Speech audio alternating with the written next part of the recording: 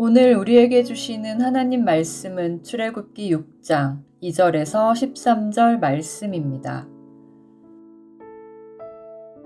하나님이 모세에게 말씀하여 이르시되 나는 여호와이니라.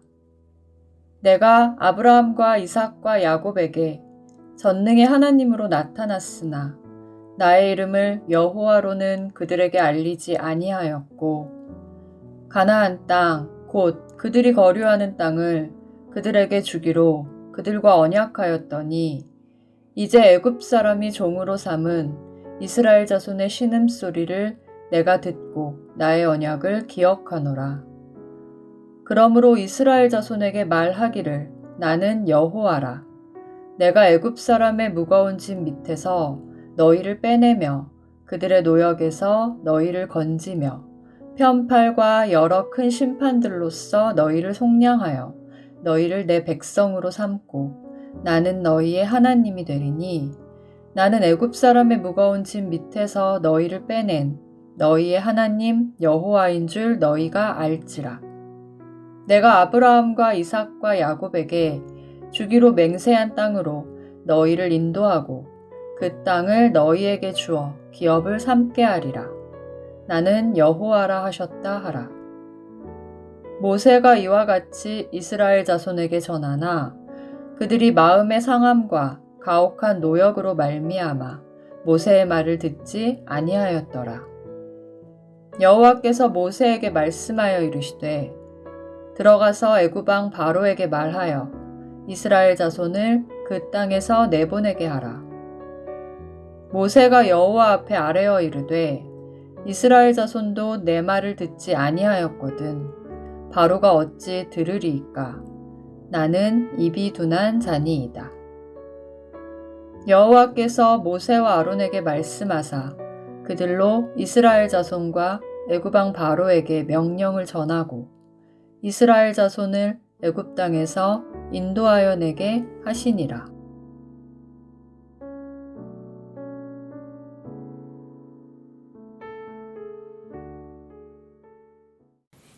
모세는 바로와의 첫 만남에서 그 벽이 높음을 현저하게 느끼고 백성들이 자기를 원망하는 것을 보면서 낙심합니다. 그리고 그는 기도했습니다. 5장의 마지막 부분 22절을 보겠습니다. 주여 어찌하여 이 백성이 학대를 당하게 하셨나이까?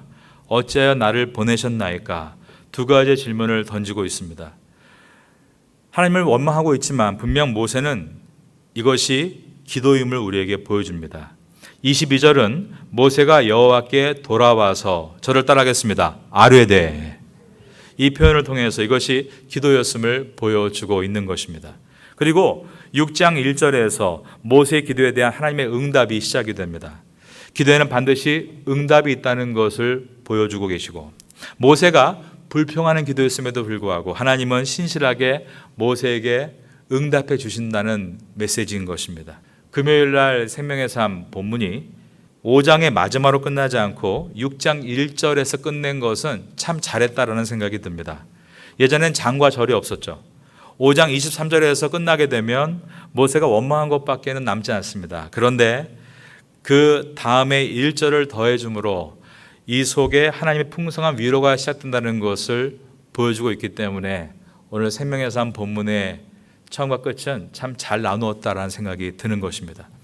모세는 이스라엘 백성들이 원망하는 이야기를 듣자 절망했습니다. 그런데 하나님은 모세의 원망하는 이야기를 들으시면서 절망하지 않으셨다는 것입니다. 모세는 결과가 나쁘게 나오자 낙심했습니다. 그런데 하나님은 나쁜 결과로 인해서 낙심하시지 않으셨다는 것입니다. 오늘 본문은 우리가 믿는 하나님은 어떤 분이신가를 우리에게 보여주고 있습니다. 6장 1절을 한 번 더 읽고 가겠습니다. 여호와께서 모세에게 이르시되 이제 내가 바로에게 하는 일을 내가 보리라. 강한 손으로 말미암아 바로가 그들을 보내리라. 강한 손으로 말미암아 바로가 그들을 그의 땅에서 쫓아내리라.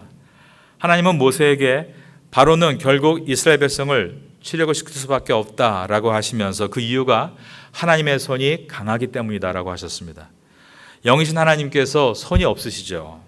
모세가 이해할 수 있도록 하나님은 자신이 이스라엘을 돕고 계신다는 것을 강한 손으로 함께 한다라고 표현하셨습니다. 우리말에는 손에 대해서 재미있는 말들이 많죠. 필요한 사람이 모자랄 때 손이 모자란다라고 하고, 사람들 중에 특별히 뽑힌 사람을 선수라고 합니다. 사람 간의 관계를 맺었을 때 손잡았다라고 말하고, 어떤 사람이 재주가 좋을 때 수완이 좋다라고 말합니다. 여기에 모든 수는 손수자죠. 어떤 사람과 관계를 끊을 때는 손을 끊었다라는 말을 하기도 합니다. 돌을 잘 만지는 사람을 석수라고 부르고, 나무를 잘 만지는 사람을 목수라고 부릅니다. 이처럼 손은 인간의 특성을 가장 광범위하게 나타낼 수 있는 신체의 일부입니다.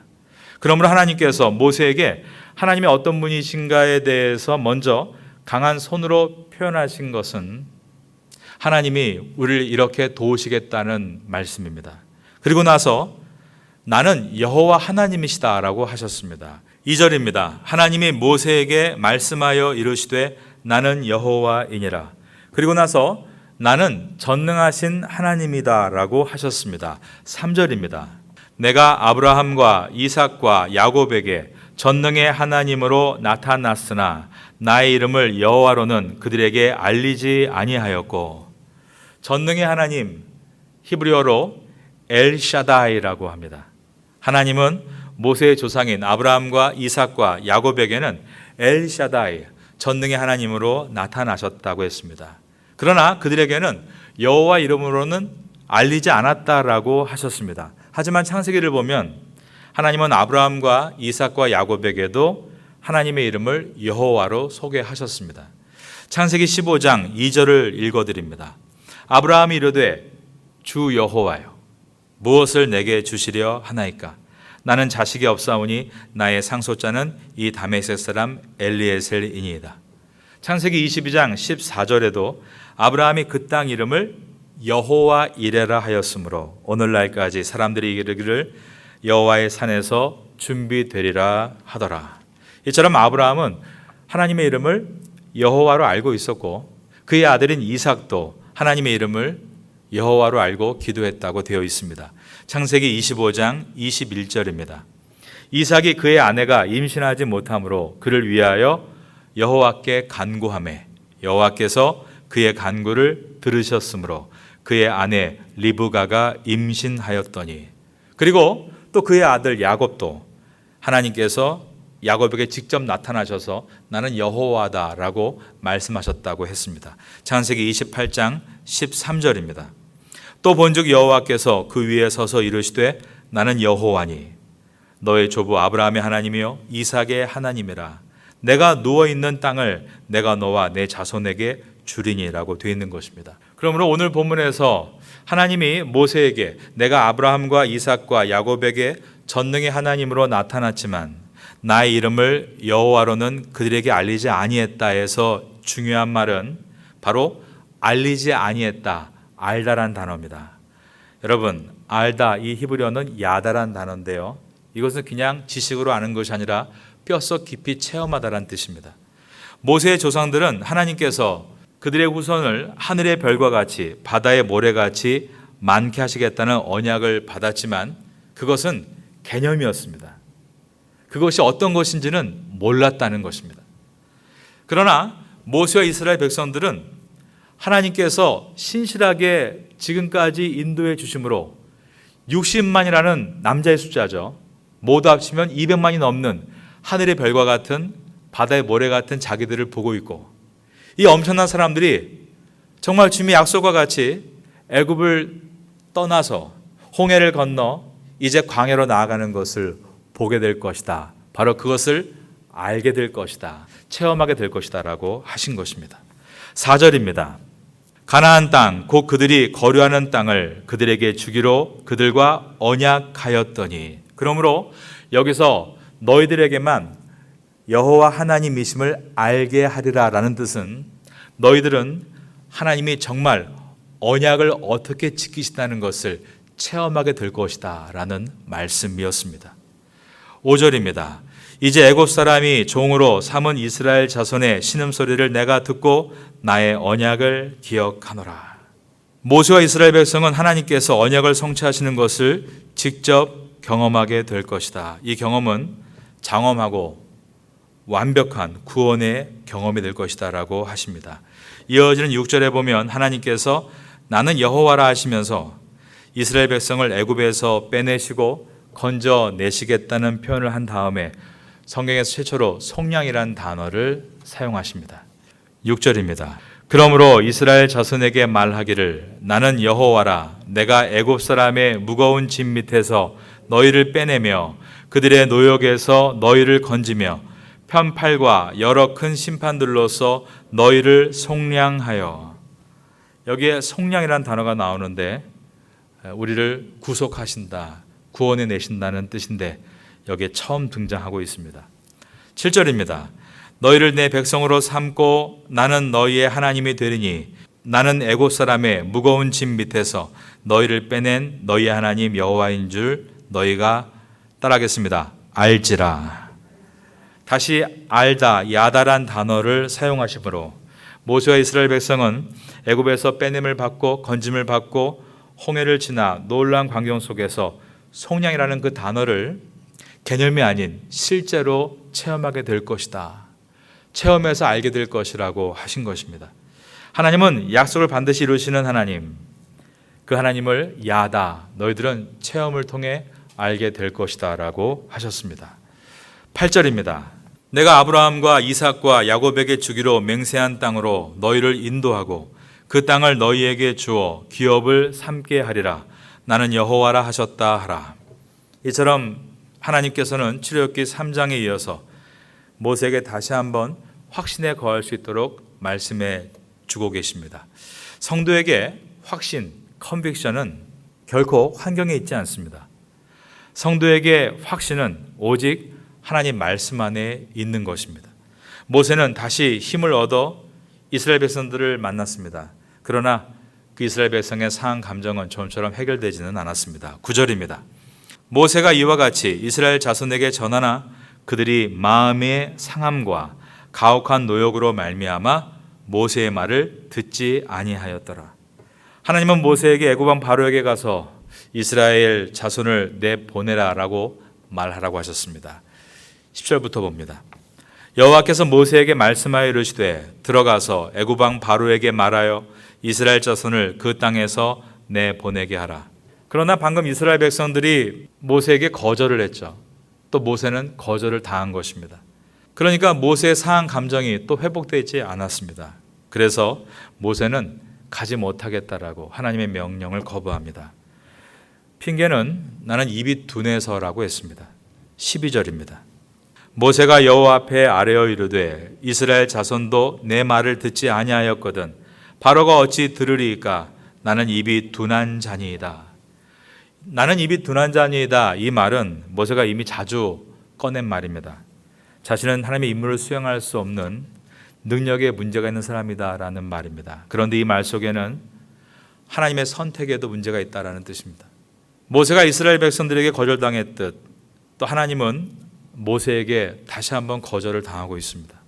모세는 상한 감정을 스스로 일으켜 세우지를 못하고 있습니다. 그러나 우리 하나님은 상한 감정으로 좌절하고 계시지 않습니다. 물론 이렇게 생각하겠죠. 하나님이시니까.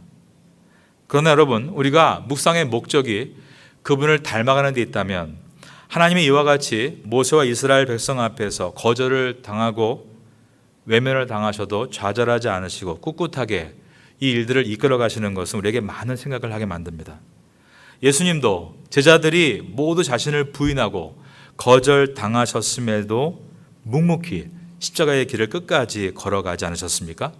결국 십자가 위에서 다 이루었다 선언하시고 모든 것을 성취하셨습니다.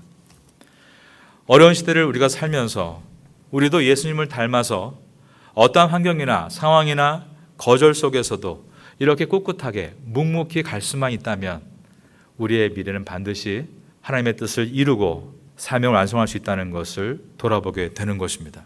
하나님은 모세의 요청, 나는 입이 둔해서 말을 잘 못하고 또 바로 왕은 강하고 이스라엘 백성은 적극적이지 않다는 이러한 모든 말씀을 뒤로한 채 결국 모세와 이스라엘 백성을 출애굽시키셨습니다. 그 내용이 13절입니다. 13절은 잠시 미래로 가서 모세가 출애굽기서를 기록한 당시가 광야였기 때문에 이미 그들이 출애굽한 성공한 얘기를 잠시 보여주고 있습니다. 13절을 같이 읽어보겠습니다. 여호와께서 모세와 아론에게 말씀하사 그들로 이스라엘 자손과 애굽 왕 바로에게 명령을 전하고 이스라엘 자손을 애굽 땅에서 인도하여 내게 하시니라. 우리는 오늘 이 본문을 통해서 깨닫는 것이 있습니다. 그것은 모세가 뛰어나서 출애굽을 성공한 것이 아니라는 것입니다. 우린 이것을 학문적인 용어로 주권적인 은혜라고 부릅니다. 우리 하나님은 약속하신 것을 반드시 신실하게 이루시는 분이다라는 뜻으로 또 학문적인 말로 언약의 신실성이라고도 부릅니다. 오늘 우리는 하나님의 주권적인 은혜와 그리고 언약의 신실성을 보고 있습니다. 그리고 또 한 번 모세의 무능함도 보고 있습니다. 그런데 여러분, 이 출애굽기 6장을 써내라고 있는 사람은 다름이 아닌 모세입니다. 하나님께서 주시는 이 말씀의 감동은 이것입니다. 만약에 이 말씀이 인간의 냄새가 전혀 없는 너무 허구적이라면 우리에게 와닿지가 않겠죠. 그런데 이 말씀은 이처럼 인간적이라는 것입니다. 우리가 다 공감할 수 있습니다. 모세의 약함은 바로 나의 약함이기 때문입니다. 그런데 모세가 스스로 이런 약함을 진솔하게 기록하고 있는 것에서 오히려 이것이 더더욱 하나님 말씀인 것으로 다가오는 것은 변화되고 있는 모세 때문입니다. 만일 모세가 변화되지 않는 세속적인 모세였다면 출애굽을 성공한 이후에 이 출애굽기 6장을 기록할 때 이러한 내용을 쓰지 않았겠죠. 자신의 성공만을 두드러지게 강조하고 전설처럼 묘사하려 했을 겁니다. 그러나 모세는 자신의 약함을 이처럼 진솔하게 기록함으로 중요한 교훈을 남겼습니다. 그것은 내가 무는 자인 것을 뼈저리 느꼈을 때 바로 그때 하나님은 젖는 자이심을 내가 받아들일 수 있었다라는 메시지입니다. 우리가 오늘 이 출애굽기서를 마음에 담고 또 남은 날들을 이어가면서 우리도 모세와 같이 내가 철저하게 무는 자인 것을 뼈저리게 느낄 때 나의 주님은 더더욱 내 안에서 전능자로 나타나셔서 그분의 역사로 전적인 은혜와 신실하신 그분의 언약으로 나의 구원은 완성이 되고 또한 우리의 어려운 시절도 귀한 은혜로 맞춰지게 될 것을 믿고 나아간다면 우리는 꼭 환경 때문에 절망할 것이 아니라 이런 환경 속에서도 감사와 기쁨과 찬양과 행복을 얻을 수 있는 것입니다. 여러분 모두가 그 은혜가 있게 되기를 마지막으로 예수님의 이름으로 축원합니다.